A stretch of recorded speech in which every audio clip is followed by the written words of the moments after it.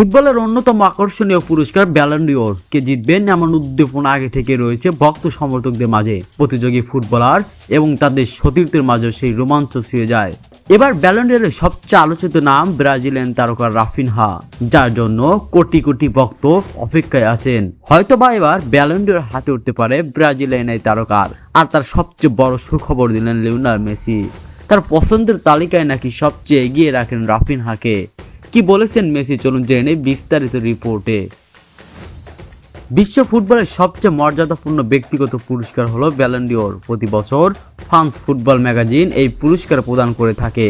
1956 সালে প্রথমবার চালু হওয়া এই পুরস্কার দীর্ঘ সময় ধরে ফুটবল দুনিয়ার সবচেয়ে কাঙ্ক্ষিত সম্মান হিসেবে পরিচিত। এখন পর্যন্ত যেসব তারকারা ব্যালন ডিওর জিতেছেন তারা সবাই ইতিহাসের পাতায় সোনার অক্ষরে লেখা হয়ে আছেন। প্রতিটি মৌসুম শেষে খেলোয়াড়দের ব্যক্তিগত পারফরমেন্স, দলীয় সাফল্য এবং ধারাবাহিকতা বিচার করে নির্ধারণ করা হয় কে পাবেন এই সম্মানজনক পুরস্কার। ফলে সারা বছর জুড়ে ব্যালন ডিওর নিয়ে চলে তুমুল আলোচনা সমালোচনা। আর এই ব্যালন ডিওর নিয়ে মেসির অবাক করা মন্তব্য।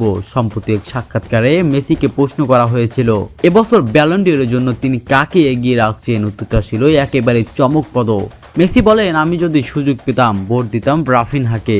আমার মনে হয় ওর মধ্যে ভবিষ্যতের বড় তারকা হয়ে ওঠার সবচেয়ে যোগ্যতা আছে।